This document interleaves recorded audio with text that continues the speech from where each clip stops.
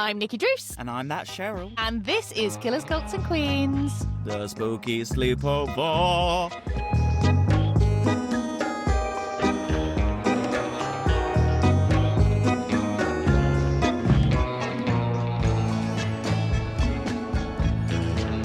Hello and welcome to Killers, Cults and Queens. It's time for the Spooky Sleepover. Yes, indeed. You know the drill. It's our weekly chat show where we gossip, we gab, we catch up, and we debrief and dive down some rabbit holes. How are you doing this week, our shares? I know it's got chilly. I know you've been busy. And what's been going on? What have you been up to? Do you know what? This weather is getting the best of me. I am getting bitterly grumpy at the cold weather. But you know what? It's fine because I've just got to suck it up and embrace the fact that I've got to get the winter jackets out. Do you have a cupboard full of winter jackets like me? Oh, I have we have like two kind of door hook things, you know, like those long hooks with all the... Yeah. We got one of those, like they're kind of like the train luggage sort of rack things. Nice. Yeah, we have two of those and they are absolutely full, and I have a bin bag full of coats in the cupboard that I haven't looked at for probably 2 years that could probably all go to the charity shop.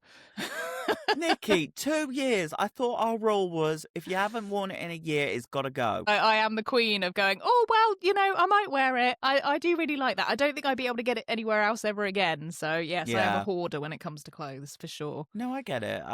I would definitely say the niche special stuff that you have, you will never get again. So I understand why you've got to hold on to it. But like a denim jacket for me, I can get anywhere, anytime again.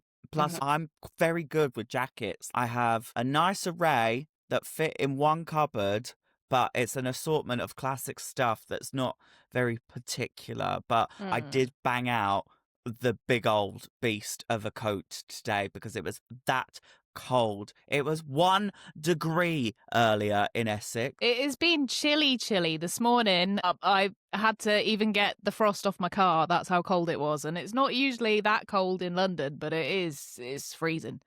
Feckin' freezing. It's Baltic to say the least. And I don't know how I survived in Canada because that was -17. I'm moaning when it's 1 degree here.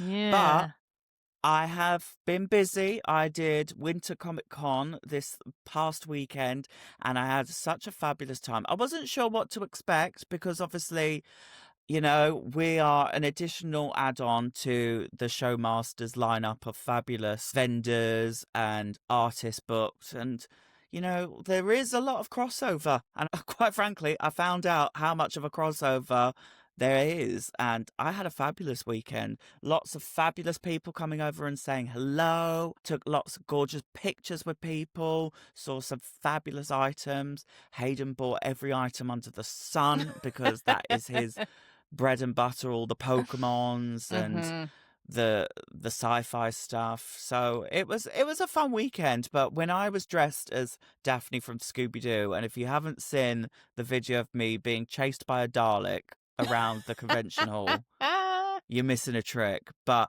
I left our hotel on the Sunday, stepped outside, and I swear to God, I thought I was going to see Aslan in Narnia because it was that bloody cold. Freezing. Yeah, it does definitely feel like that. It feels like it's going to snow. In fact, I think the weather warnings are actually that it is going to snow next week. No, we're not putting that out into the world, Nikki Druce. We really don't need that. But I have had a good week. I am going to, you know, keep my eyes on the ASOSs and all that for some nice jumpers because it's definitely jumper season. Just on a side note of jumpers and lovely coats, I find that you can get really good ones in Sainsbury's. And like Tesco's. And some Fred pops off. Yeah. Two clothing. Is it two or two? Two. I'd say some people say TU. Some people say two. But we're really showing our age because I'm going into Chelmsford Town tomorrow and I'm so excited to go into M&S and look at clothes. That's it. You're joining the club. But no. A couple years ago, it would have been you joining the club. I have seen so many TikToks of late of people younger than us, well younger than us, going to M&S and doing like a clothes haul of the fabulous finds they bought. So Hey, It's pop off, very good divas. quality. It's very good quality. You can't go wrong with it. You really can't. Yeah, and the quality lasts. We are in a time where we need it to last. Yeah, the cosy lives and all that. It has to be the case, isn't it? But I but know. yes, as a slight diversion. Yes, I'm doing very well, thank you. But this week, I have fallen down a rabbit hole, and this isn't my rabbit hole of the week. I was Of going to say. of documentaries that are about really benign stuff. So, Okay. chocolate factories. No, love these. Love these. Lidl and Aldi discount price wars. Love. Absolutely love. This is like the peak time for these to be. Oh my God. So the reason this ended up happening was because the other day I was editing and I was on the sofa and I watched TV via the PlayStation, and the PlayStation controller had run out of battery and I could not be bothered to get up and go and get the replacement. So I just let YouTube do its thing and autoplay, and it went on to one of these documentaries, and I was like, oh, this is nice little background editing. And then before you know it, I'm editing, but I'm slowly looking over and I'm watching. And then I'm stopping editing. And then I'm like an hour and a half into finding out about price wars and Poundland. Do you know what it's giving? It's giving Channel 5 documentaries. It really is. And it got me thinking about if I was to have a benign documentary of my own in a perfect universe, what would I want to have? So I thought I would like to have a documentary about sharks that run a bakery. Sorry? So in my perfect world, these are sharks that run a bakery. They've got targets to meet. They've got donuts to make, but they're sharks. So I've written an introduction to my shark documentary all about the shark bakery. Would you like to hear it?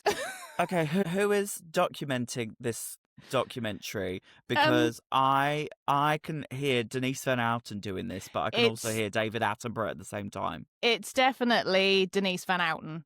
Or maybe Joe Brand. One or the other. Fabulous. Yes. I can picture it now. Are we having cutaways with like shark customers being like, oh, this no sausage roll flavour is really good? Yes, we definitely are. So I have written the introduction to this, so I'm going to read it to you. And we will get this commissioned on Channel 4, okay? Channel 5. Channel 5. It's the run-up to the festive season at the Shark Bakery, and we all know what that means. Christmas chaos. But will this year's profits look more lean than mean? In a world where you're baking underwater, it's hard to make your cakes rise. But will it be more Great White British Bake Off, or slower than a basking shark? Or should that be baking shark? Today we catch up with Tina the Thresher Shark, who's fresh out of school and also fresh out of ideas. That's the bit where they cut to Tina dropping something on the floor. Whoa! And will her manager, Gary the Great White, be able to meet his targets before the end of the season? It'll be touch and go on Shark Bakery, but we know they've all got bite. That's all coming up on this episode of Shark Bakery. And then you'd cut away to the sharks outside the bakery in their little uniforms as the camera pans out, and it will say Shark Bakery. Yeah. So that's what I've been up to. Obsessed. Everybody, Nikki always complains to me that she is so busy she hasn't got time to do anything. I don't usually. But she has just written a whole synopsis and introduction to a fictional. I'm so sorry. I think you have peaked. This is peak Nikki Drews. It really is, isn't it? I feel like my brain needed something different this week, and it went, do you know what? We've dealt with enough murder this time round. Let's go for Shark Bakery. You're putting the treat in trauma and treat this week, that's for sure. Uh-huh.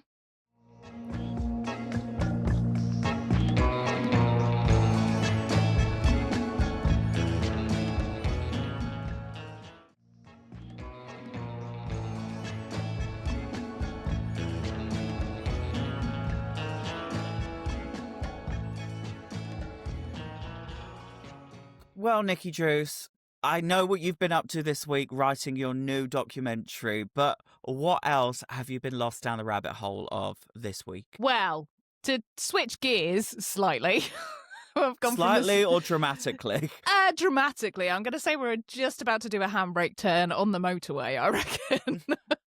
Great. Because this is all trauma, I'm afraid. Nikki, I see what you've done this week. You've gone, I'll make things nice and light and easy breezy, beautiful cover girl to start with a nice bit of treat for everybody. But no, my rabbit hole, we're going to shit you up, trauma style, big time. Yes, unfortunately so. So, aside from all the silliness that has been my week this week, there's also something else that has been playing on my mind, and for reasons I won't divulge just yet, because it's to do with this coming Monday's episode, I've, this week, fallen down the rabbit hole of something called Kuru. Now, any ideas what Kuru could be? Spelt Kuru. Is it a bird that coos at Roo Pool? You better work. Kuru. I don't have a Scooby-Doo what this is about, so please divulge whilst I brace myself for impact. Yes, please do. In the mist-covered mountains of Papua New Guinea, a strange illness began to infect the Four People, a rural community who live in the foothills. Now, life isn't easy living in the mountains, so when a mysterious illness began to affect people there, it didn't seem like anything too out of the ordinary, but the symptoms were odd, to say the least. At the beginning, it started off as harmless tremors in the hands, a bit like when you're over-caffeinated. Oh, I know that very well. Yeah, me too. But this would soon become widespread throughout the person's body, and before long, they couldn't stop shaking. This then affected their walking, and eventually the person would just not be able to stand at all. And then came the strangest symptom of all, the uncontrollable laughing. Sorry? So these people in Papua New Guinea are trembling, unwell, but now laughing hysterically. What? But this wasn't like regular laughing, it was pained somehow, almost manic and entirely involuntary. And the same pattern of symptoms kept coming, but by the time the laughing started, everyone knew it was too late. That person was going to die. The laughing would turn into gasping, and then they would just stop breathing and suffocate to death. An absolutely awful way to go. But what was causing this horrific disease? Well, the Four People are deeply spiritual and believed they'd been cursed. When scientists began learning of the laughing sickness, they began to investigate. Samples showed no infection, no parasites, nothing that was external which was causing it. They were baffled. So they looked at the Four People's lifestyles and rituals, and that's when they spotted what could be the cause. They were eating their dead. What? No, stop. Pause. We need to stop. They were eating the dead. Now, this may sound horrific, but it's an ancient, respectful practice in which the women in the group would consume some of the flesh of fallen family members. This was to ingest their spirit and keep it with them, which I know it's a horrific way that this is happening, but actually the thought of keeping somebody's spirit with you is actually really nice. But just we're not used to things like that in Western society, so it's something that we reject. But, you know, I kind of get the idea. I get what they're getting at. I mean, there's ashes in lockets. I guess it's the same. Yeah. However, this spiritual gesture was what was causing the issues. Women who ate the corpses and who also fed some to their children. And I guess the idea was that women are bringers of life and children are still growing, so they can take on some of these people's spirits. Women and children only on the lifeboats. Or to eat corpses in this case. And they were suffering as a result. The disease that had been called Kuru was caused by something called prions, malformed proteins that sneak into the brain, convincing healthy proteins to twist into their same destructive shape, which causes the brain to malfunction and eventually shut down altogether. When the ritual was banned in the late 1950s as a result of this discovery, rates of Kuru began to fall. Yet here's the haunting part: some cases continued appearing for decades after. Prions can incubate silently in the body for up to 40 years before deciding to wake up and kill their host. What? But these prions aren't just trapped in Papua New Guinea. They are also what causes mad cow disease, among a few other strange brain conditions. But there's no way of knowing you have them until it's too late. So that's super cheery. Yeah. So next time you see someone laughing uncontrollably, you'll probably assume it's because of a good joke.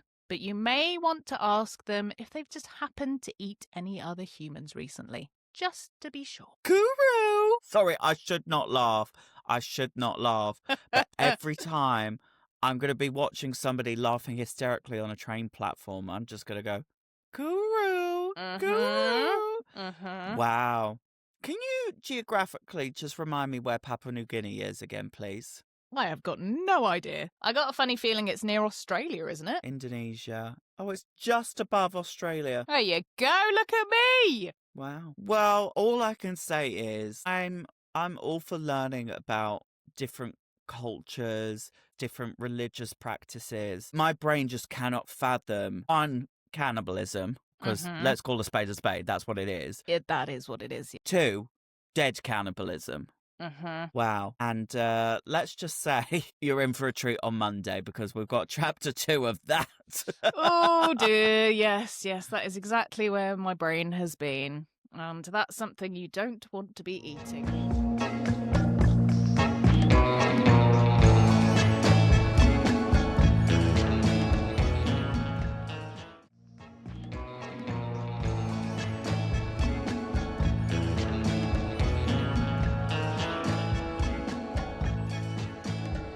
Shares, make it nicer for us. Let's lighten the room. Well, this week my rabbit hole is a bit different because it's more of a rant than a rabbit hole.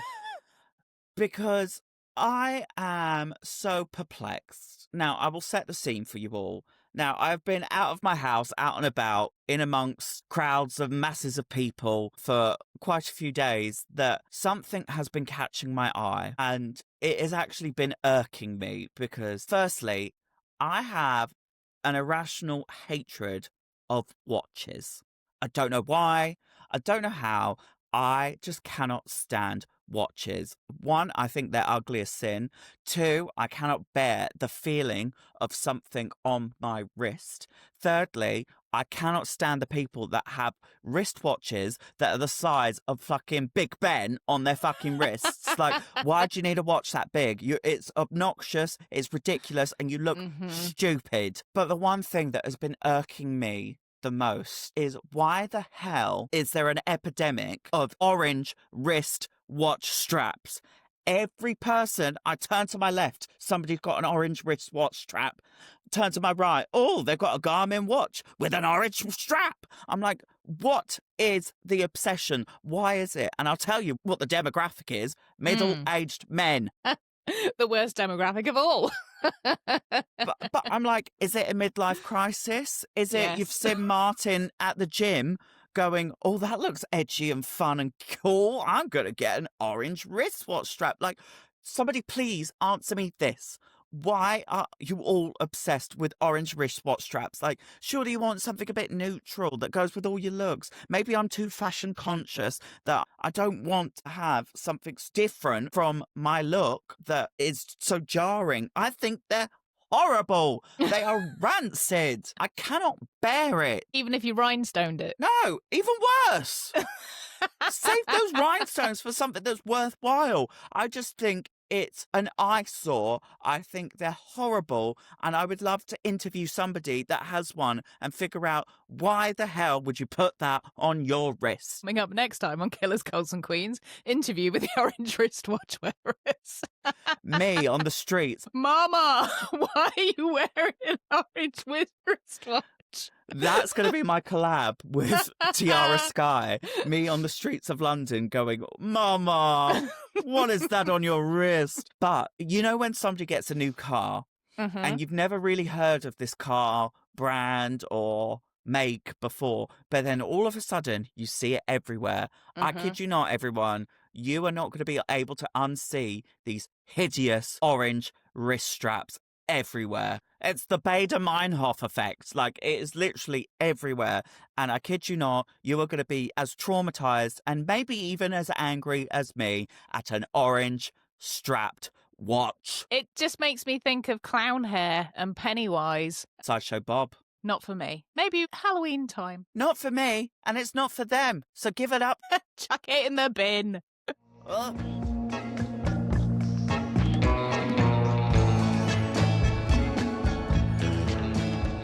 Well, that's all for now, divas. Remember, you can get in touch on Instagram at Killers Cults Queens and come and see us over on YouTube at Killers Cults Queens, where we're now publishing our episodes in video format every single week. And please do, because we are fast approaching 1,000 subscribers on our YouTube, and that is a milestone we would love to achieve and celebrate with you all. So if you haven't already, click that subscribe button. And if you want to get your mitts on season 4 early, then make sure you join us over on Patreon at patreon.com/Killers Cults Queens, where you get your episodes early and ad-free every single week. And if you've got some more to say, then pop us an email at killerscultsqueens@gmail.com. See you next time, and don't be a killer or join a cult. Just put your orange wristwatch strap in the bin. Goodbye. Bye. Wow, wow, wow.